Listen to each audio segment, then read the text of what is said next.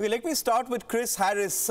Chris, you've been many a veteran of a battle between Australia. You know, there's all a fair amount of chirping going on, for the want of a much more harsher word. There's a lot of aggression, in-your-face attitude. But even by those standards, what we've seen today is truly extraordinary stuff. A captain and a vice-captain sent back home in disgrace, hit with one-year bans and also future curbs on captaincy. Yeah, it certainly is. With my experience playing Australia, and I did it on numerous occasions across many years, they played the game extremely hard, but generally very fair. And I think we all agree that what happened the other day, they definitely very much overstepped the mark. And I think if you look at the ban that Australia have now served these two players, it's to show that it won't be tolerated. They had put a line in the sand, if you like.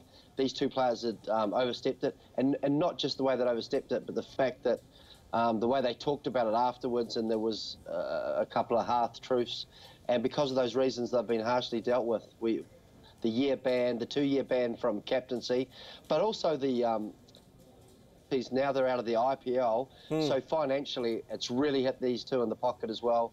And I think Australia have very much set a statement, not only for Australian cricketers, but for world cricketers, that if we don't get this game back on track, if you like, that you'll be severely punished. Okay, Shishir Hattangadi, is the cricket romantic in you satisfied, as Chris was mentioning there, a significant financial blow as well?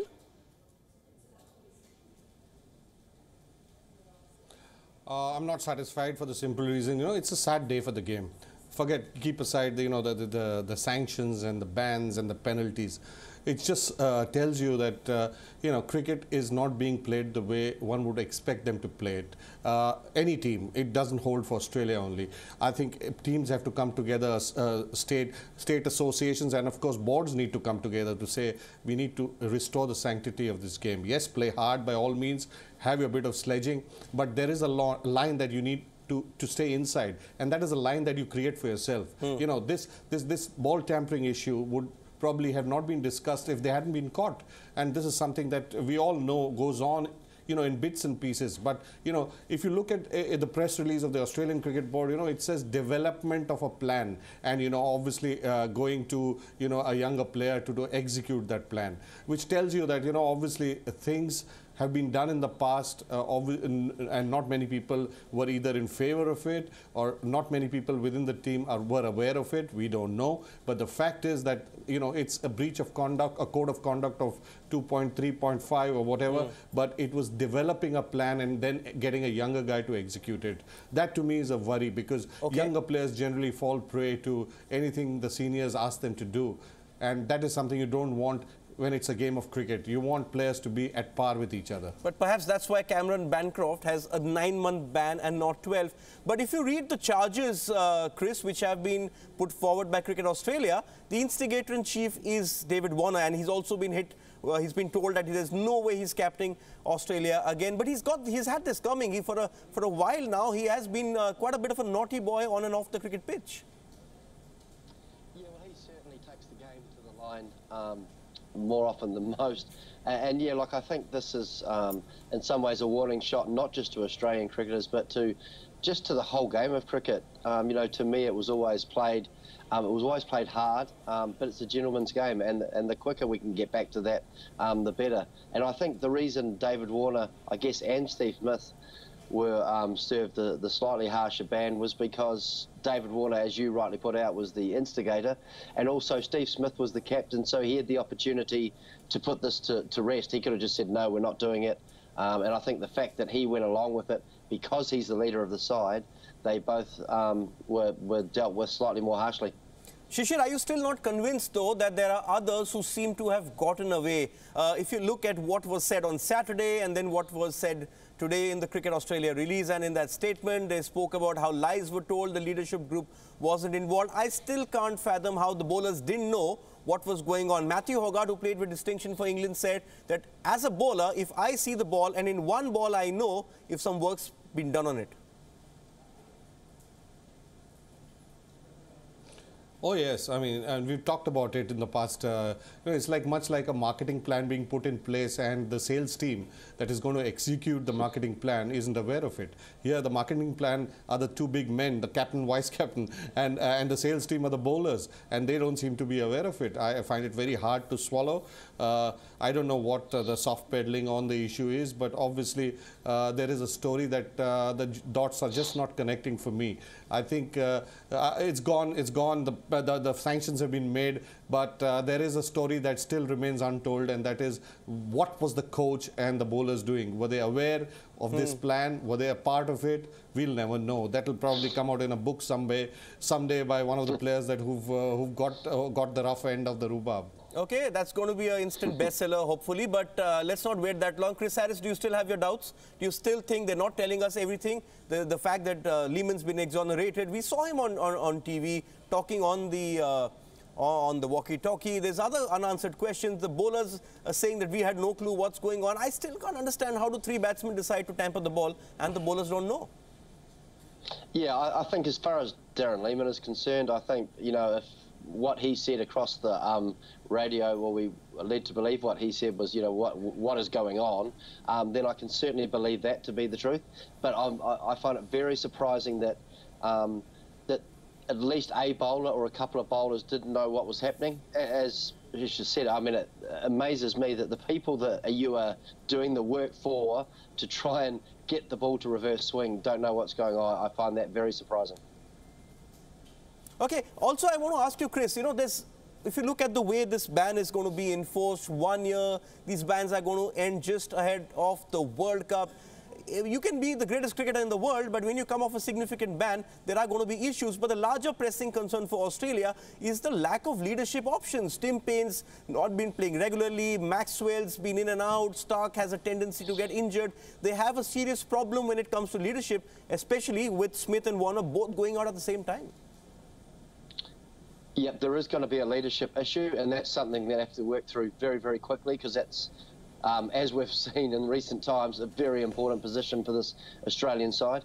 And also with these two players, we've seen it once before with Shane Warne, a world-class player, going out for a year and coming back, and pretty much coming back and not looking as though he'd been away from the game for too long. And I know these two players are good enough, but it is very, very difficult. As batsmen, you know, you need to find your touch. It's going to be difficult for them. You know, they're playing no domestic cricket either. So there's got to have some long time spent in the nets. And, you know, when they do come back, you know, people are going to be watching. So they've got to be slightly better than the other guys they're playing with at the time. So it will be tough, but they can do it.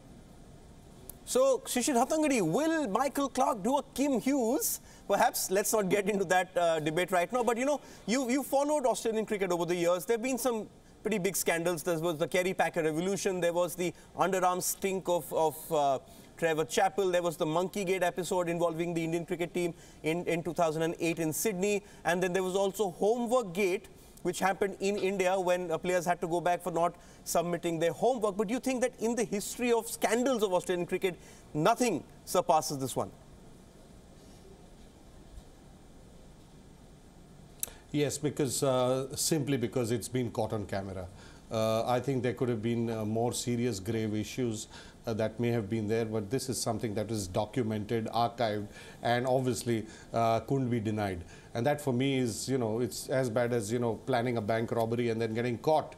So, you know, the graveness of the act is not as serious if you're not caught, but you're caught on camera, and that makes it all the more grave. And the plotting and the planning behind what you're doing, you know, is obviously going to have a serious effect on the image of the side, the image of Australian cricket. And that is where I think, you know, these sanctions have been very, very strong and sending out a clear message that, you know, the game cannot be compromised. Yeah, but while we're talking about the image of cricket, the image of Australian cricket, Chris Harris, there's another significant development which everyone seems to have conveniently ignored. There's a test match. There's a test match, a series is on the line to be saved. There's a test match which gets underway on Friday. There was no training today. What will be the impact on the morale of the Australian cricket team? I'm just trying to imagine, must be a funeral parlor, you know, atmosphere at the moment. Yeah, it's going to be very difficult for them to get up for this next test match. I mean, there's been so much going on. You know, they've lost a leader, their vice captain, and yeah, it's going to be very, very tough. In some ways, some will be saying that they'll be using this as motivation, an opportunity to get straight back on the world stage, to show, you know, how good they can be, and to try and use this as motivation to try and level the series, and also to show that they can play the game, you know, up to that line but fairly. Yeah, and I think it'll be a slightly different attitude that takes this next Test match from Australia. But look, even though they've been through a pretty tough time, whenever you're playing Australia, it's always going to be difficult.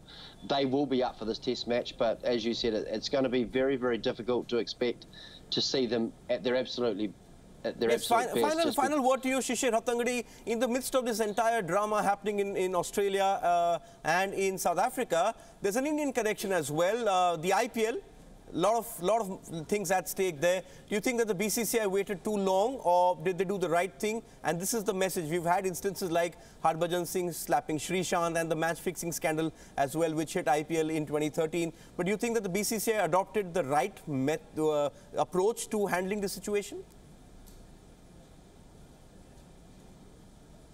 Yeah, well, we can always debate on that, but the fact is that they had to wait for what Cricket Australia were going to do with these players. And having said that, once they came out with those sanctions, it is evident that, you know, they were going to support what Cricket Australia did, and in terms of not allowing them to play in the IPL.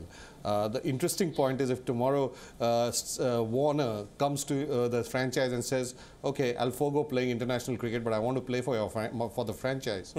What is going to be the take from the franchise? I think the diktat is very clear. It's coming from the BCCI. They will not be allowed to play. So I think most discussions and debates on whether they can individually approach the franchise and say, I'll play, I'm going to give up my international career to play the IPL, is out of question. It's best in the interest of the game that these two players, and it won't be a great atmosphere for these two players to be playing in India.